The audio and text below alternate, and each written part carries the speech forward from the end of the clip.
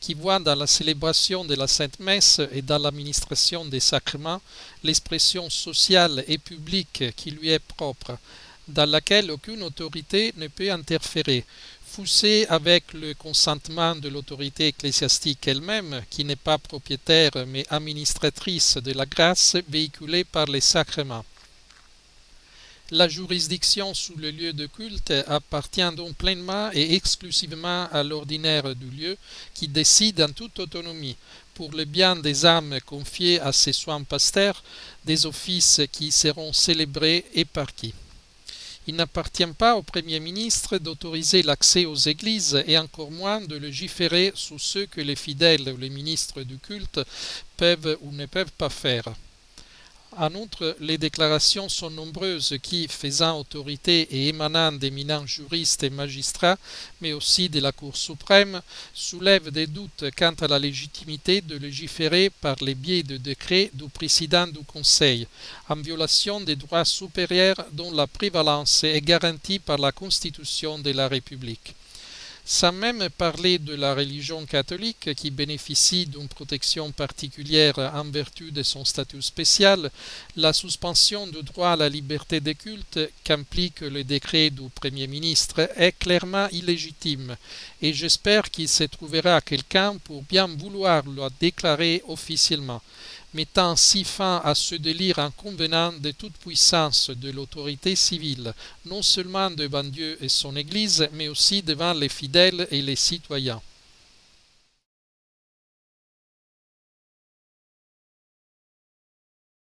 Il faut préciser, pour éviter tout malentendu, que la conférence des évêques n'a aucune autorité sur les évêques, qui ont pleine juridiction dans leur propre diocèse, en union avec le siège apostolique.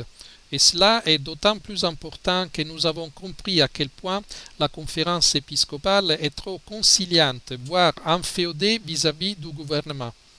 Les évêques ne doivent pas attendre qu'un organisme sans juridiction leur dise quoi faire.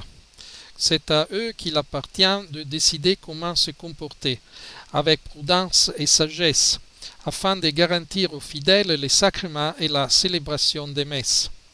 Et ils peuvent le faire sans avoir à demander l'autorisation de la conférence épiscopale et encore moins de l'État, dont l'autorité va jusqu'à la porte de nos églises, mais qui doit s'arrêter là. Il est inouï que la conférence épiscopale continue de tolérer de tels abus qui portent atteinte aux droits divins de l'Église, violent une loi de l'État et créent un précédent très grave. Je crois aussi que les communiqués publiés dimanche dernier représentent la preuve du consentement du sommet de l'épiscopat, non seulement aux moyens, mais aussi aux fins que ces gouvernements proposent. Le silence servile de la conférence épiscopale et de la quasi-totalité des ordinaires témoigne d'une situation de subordination à l'État qui est sans précédent. Elle a été perçue à juste titre par les fidèles et les prêtres comme une sorte d'abandon à eux-mêmes. Elle se manifeste de manière emblématique à travers les cas d'incursion scandaleuse des forces de l'ordre dans les églises pendant la célébration de la messe pour couronner le tout, avec une arrogance sacrilège qui aurait dû provoquer une protestation immédiate et très ferme de la part de la secrétairerie d'État. L'ambassadeur d'Italie près le Saint-Siège aurait dû être convoqué pour lui présenter une vive note de protestation à raison de la très grave violation du concordat par les gouvernements, tout en se réservant de rappeler les nonces apostoliques au cas où la mesure illégitime ne serait pas retirée. Le cardinal Parolin, en tant que sponsor du président Comté, se trouve dans l'embarras et dans une situation de conflit d'intérêts. Il semble évident qu'au lieu de protéger la souveraineté et la liberté de l'Église par fidélité à sa haute fonction institutionnelle de secrétaire d'État, le cardinal Parolin a honteusement préféré se ranger du côté de son ami juriste.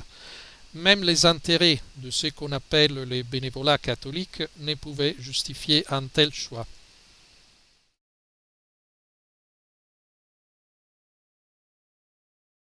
Je vais parler de la scandaleuse répartition des fonds publics destinés à l'accueil des immigrés clandestins, dont le pape Bergoglio et la conférence épiscopale sont les principaux bénéficiaires et en même temps de vigoureux promoteurs. Il y a encore un autre conflit d'intérêts qui fait de l'Église l'obligé de l'État.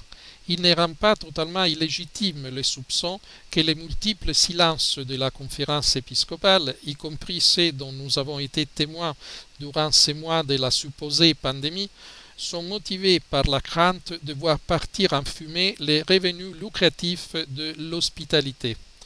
N'oublions pas que les fonds provenant du 8 pour 1000 se réduisent de plus en plus, ce qui confirme l'éloignement de fidèles italiens par rapport à une Église qui semble n'avoir d'autre objectif que de favoriser la substitution ethnique fortement souhaitée par l'élite mondialiste. Je crains que cette tendance ne se confirme dans les prochains mois en réponse au silence des évêques.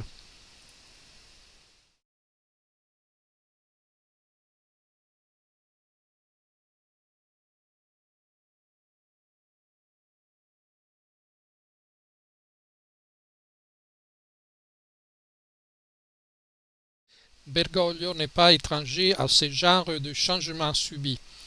Comme chacun se le rappellera, avant que n'éclate le scandale au sein de l'ordre de Malte sous la distribution des préservatifs dans les hôpitaux, François avait écrit une lettre au cardinal patron, le cardinal Raymond Burke, dans laquelle il lui donnait des instructions très claires sur son devoir de veiller sur l'ordre afin que la morale catholique y soit scrupuleusement respectée. Mais lorsque la nouvelle est devenue publique, il n'a pas hésité à désavouer son éminence. Il plaça l'ordre sous commissaire et exigea la démission du grand maître et la réintégration du conseiller qui avait été expulsé précisément parce qu'il était responsable de cette déplorable violation de la morale.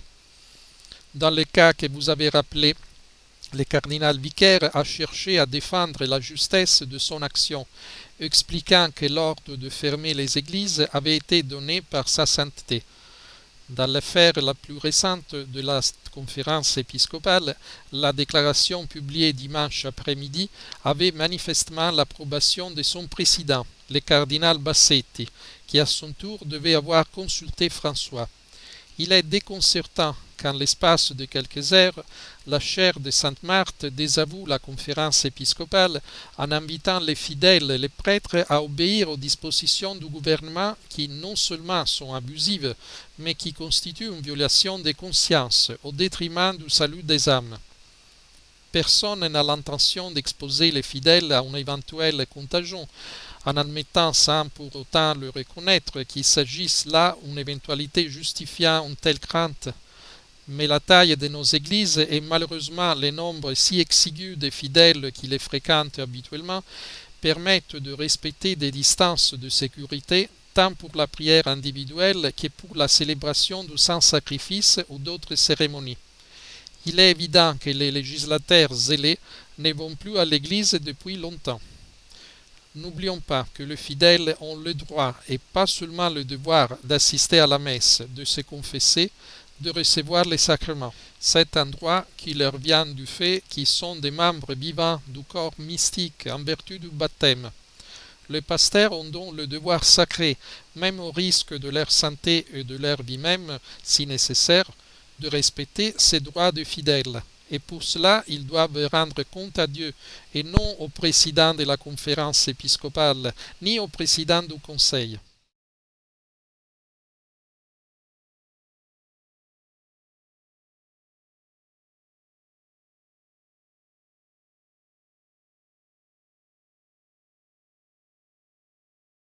Monseigneur d'Ercole a parlé en vrai évêque, avec l'autorité qui vient du Christ.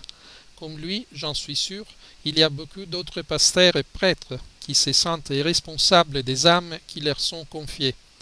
Mais ils sont si nombreux à rester silencieux, davantage pour ne pas provoquer un soulèvement des âmes que par peur. C'est précisément en ces temps de Pâques que la parabole évangélique du bon pasteur résonne dans la liturgie. Jésus y évoque également les mercenaires qui ne se soucient pas du salut des brebis. Ne rendons pas vain l'avertissement divin et l'exemple du Sauveur qui donne sa vie pour les brebis. Je me permets de m'adresser à mes confrères de l'épiscopat.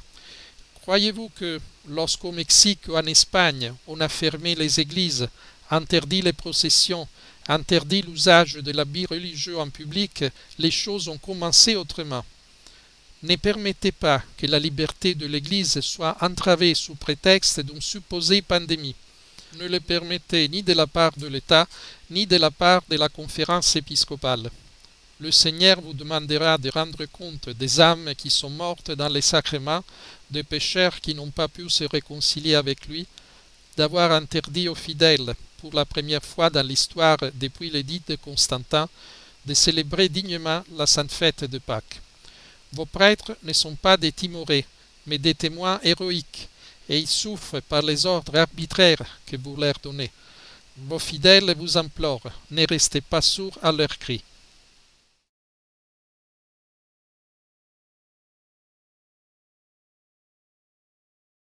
L'obéissance est ordonnée à la vérité et au bien, sans quoi c'est de la servilité.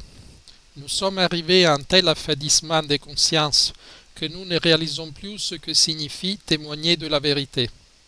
Croyez-vous que notre Seigneur nous jugera pour avoir été obéissants à César, alors que cela signifie désobéir à Dieu? Le chrétien n'est-il pas tenu à l'objection des consciences, même au travail, lorsque ce qui lui est demandé viole la loi divine? Si notre foi n'était fondée que sur l'obéissance, les martyrs n'auraient même pas eu à affronter les tourments auxquels la loi civile est condamnée. Il aurait suffi d'obéir et de brûler un grand encens devant la statue de l'empereur. Nous ne sommes pas encore, du moins en Italie, confrontés au choix crucial entre la vie et la mort, mais on nous demande de choisir entre le devoir d'honorer Dieu et de l'adorer, et l'obéissance au dictat des soi-disant experts, 1000 fois contredit par l'évidence de fait. Je trouve paradoxal que dans cette tromperie, qui est désormais manifeste même pour les observateurs les plus modérés de ce qui se passe autour de nous, on impose au peuple de Dieu la tâche ingrate de devoir témoigner de sa propre foi devant les loups, sans pouvoir avoir ses bergers à ses côtés. C'est pourquoi j'exhorte mes frères à reprendre fièrement le rôle de guide, sans invoquer le prétexte du respect de normes illégitimes et déraisonnables. Je fais mienne les paroles de Monseigneur d'Ercole. Nous n'avons pas besoin de faveur de votre part. Nous avons le droit de réclamer et ce droit doit être reconnu.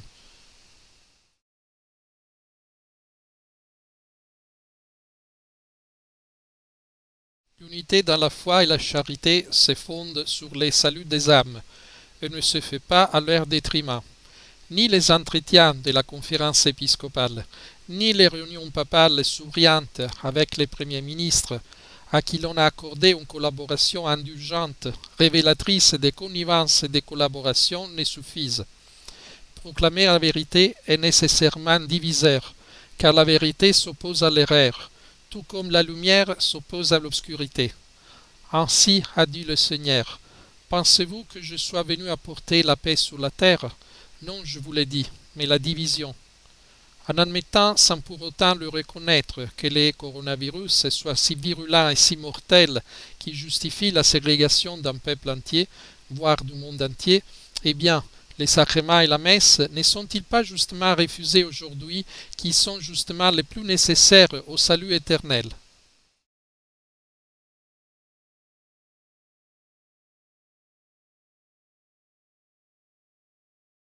Ce n'est pas ici le lieu pour exprimer mes réserves sur la soi-disant pandémie.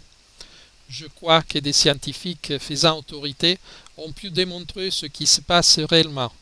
Et c'est que les masses croient, à l'inverse, grâce à un contrôle minutieux de l'information qui n'hésite pas à recourir à la censure pour faire taire les voix de la dissidence. Il me semble cependant évident que le Covid-19 a fourni une excellente occasion, voulue ou non, nous le saurons bientôt, d'imposer à la population une restriction de la liberté qui n'a rien de démocratique, ni encore moins de bon. Ce sont des preuves techniques de la dictature, où l'on programme les tracking des personnes sous prétexte de santé et d'une hypothétique future résurgence du virus.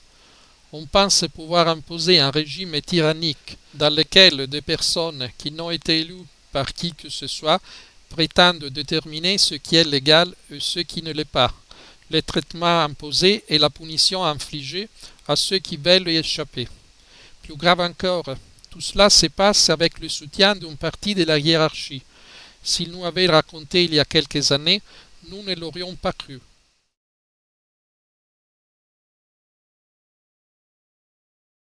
Il y a toujours une raison d'espérer, dès lors qu'on a un regard surnaturel. Tout d'abord, cette épidémie a fait tomber de nombreux masques, ceux de pouvoir réel, des lobbies internationaux qui brevettent un virus et s'apprêtent également à breveter le vaccin, tout en faisant pression pour qu'il soit imposé à tous, dans un conflit d'intérêts criant. Au moins, nous savons maintenant qui sont et à quoi ils ressemblent. Les masques de ceux qui se prêtent à cette farce sont également tombés, sonnant des alarmes injustifiées et semant la panique parmi la population, créant une crise non seulement sanitaire, mais aussi économique et politique aux dimensions mondiales. Ici aussi, nous savons qui sont et quel est leur plan. Enfin est tombé le masque de l'anonymat de tant de bonnes gens. Nous avons pris conscience de ce qui, tant de générosité, d'abnégation, de bonté sont toujours là, malgré tout. Médecins, infirmières, prêtres et bénévoles, certainement, mais aussi de nombreuses personnes sans visage et sans nom qui aident leurs voisins, qui apportent du réconfort à ceux qui souffrent, qui se réveillent de la torpeur et commencent à comprendre ce qui se passe autour d'eux.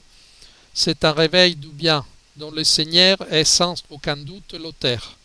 C'est lui qui gouverne le destin de l'Église et du monde, et il ne permettra pas au mal de prévaloir. N'oublions pas que, comme je l'ai rappelé récemment, Notre-Dame de Fatima a promis à Sœur Lucie qu'avant la fin des temps, un pape consacrerait la Russie à son cœur immaculé, et que ce geste d'obéissance serait suivi d'une période de paix.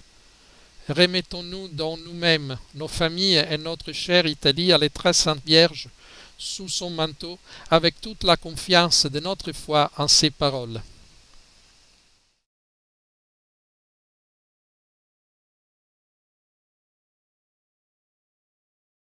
Ainsi donc, pour la première fois depuis la terreur et la Révolution française, les catholiques de France, en cette année 2020, auront été privés de la participation à la messe à l'occasion des 3 fêtes majeures de l'année liturgique.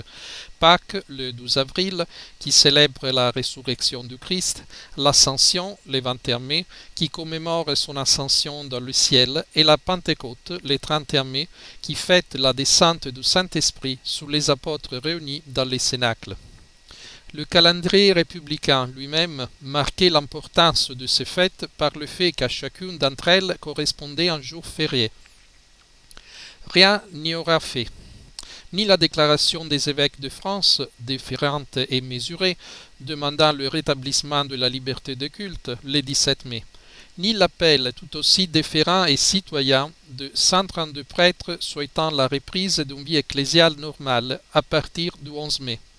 Ni les différentes vidéos de jeunes catholiques réclamant au président de la République « Rendez-nous la messe » avant que la décision ne soit prise par Monseigneur Aupetit, archevêque de Paris, avait prévenu, après l'intrusion des policiers armés dans l'église Saint-André de l'Europe, qu'il convenait d'arrêter ces cirques, sinon on va prendre la parole et aboyer très fort.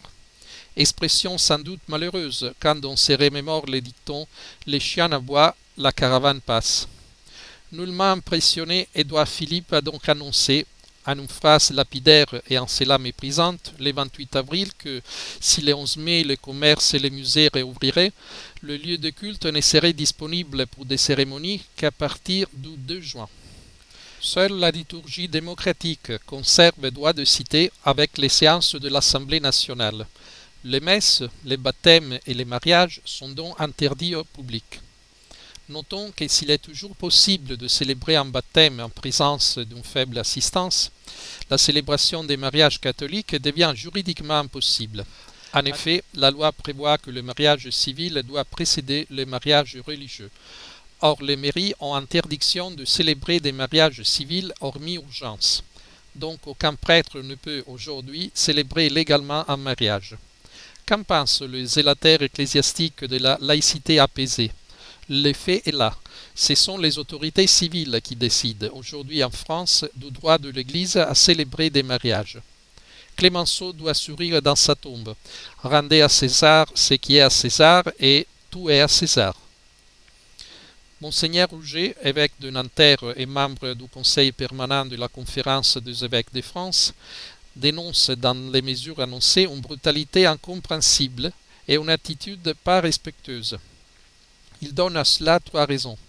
Un souci sanitaire exacerbé, un tropisme anticlérical et une incompréhension des besoins spirituels d'une partie de la population. Tout cela est vrai, mais demande, semble-t-il, à être complété. Les évêques de France, stupéfaits et meurtris, découvrent qu'ils ne pèsent plus grand-chose dans les débats politiques. Ils ne représentent plus que les catholiques pratiquants, soit au mieux 100% de la population, et sont considérés à l'aune de ce poids, modeste.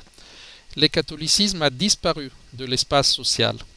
Les catholiques non pratiquants qui avaient été catéchisés ne pratiquaient plus, mais connaissaient les rudiments de la foi catholique, se sont évaporés. Leurs enfants sont agnostiques et ignorent tout des bases du catéchisme. À leurs yeux, les rassemblements communautaires, c'est-à-dire la messe selon la nouvelle théologie en cours, peuvent parfaitement attendre. Le 16 février 1903, Don Chotard, abbé de Sept-Fonds, avait défendu devant Clémenceau la vie monastique, rappelant « L'Eucharistie est le dogme central de notre religion. Elle doit avoir des moines voués à l'adoration. Le Christ est vivant. Il est présent dans l'Eucharistie. Il est pain de vie. À ce roi divin présent parmi nous, ne faut-il pas un cours pour l'adorer ?» Clémenceau fut ému et accepta que Don Chotard témoigne devant la commission chargée d'accorder ou non l'autorisation d'exister aux communautés religieuses. Qui aujourd'hui tient un discours analogue au risque d'être incompris? Depuis 2 générations, le catholicisme d'habitude ou de tradition familiale a été bien malmené. Il fallait des laïcs engagés. Les laïcs du bout du banc sont partis et l'Église s'est réduite en minorité, certes pratiquante, mais numériquement consistante. Le catholicisme sociologique, qui par son poids démographique assurait d'une certaine manière la protection de l'Église confrontée à une laïcité de combat, n'existe quasiment plus. Face à cet effondrement se dresse un islam en forte croissance numérique et à l'identité affirmée. En principe, en France, toutes les religions sont sur un pied d'égalité. Est-ce vraiment le cas? En ce début de Ramadan, de divers côtés, fuite de consignes officielles sur la nécessité d'agir avec discernement vis-à-vis des populations musulmanes. En l'espace de 15 jours, des églises parisiennes ont été investies par des policiers armés. Imagine-t-on la même scène dans une mosquée? Personne n'aurait osé prendre une telle décision. Il n'est pas incongru de penser que la prolongation de la suspension du culte ne vise pas tant les catholiques que les musulmans qui viennent d'entamer les mois du Ramadan. Le ministère de l'Intérieur est parfaitement conscient que la sociologie et l'état d'esprit des catholiques en font une population qui se soumettrait sans grande difficulté aux contraintes sanitaires en cas de réouverture des églises. Il n'en est pas de même pour les populations musulmanes assistant à la prière du vendredi dans les mosquées. Chacun concevra qu'ouvrir les églises, mais pas les mosquées, est devenu politiquement et médiatiquement impossible. Les évêques de France ont tout fait pour aboutir à ce résultat, acceptant d'être une religion parmi d'autres dans leur communiqué avec les grands rabbins, les présidents du CFCM, les Grands d'Orient, contre le Front National, le racisme, le contrôle de l'immigration, pour être Charlie, etc. Monseigneur Aupetit, évoquant l'entrée des policiers français armés dans l'église Saint-André de l'Europe, a évoqué les airs sombres de l'occupation. Sans doute eût-il été plus juste historiquement de faire référence aux expulsions de religieux et aux inventaires de la période 1880-1905. L'Église, depuis le Concile Vatican II, a souhaité être réduite au droit commun. Plus de privilèges. L'Église libre dans l'État libre. Nous vivons les ultimes conséquences de cette mise à jour. Les évêques de France apparaissent fort mécontents et annoncent des actions. Des réflexions sont en cours. On aimerait un peu de panache. Une déclaration du style « Pourquoi nous ne partirons pas ?» du père Doncker en 1924. Un renvoi à la présidence de la République de leur Légion d'honneur par les évêques titulaires de cette décoration. la sonnerie du glas chaque jour dans toutes les églises de France à une heure donnée, etc. Et puis, il faudra rebâtir et sans doute renouer avec l'esprit des pratiques et des méthodes qui avaient permis à notre pays de devenir la fille aînée de l'Église.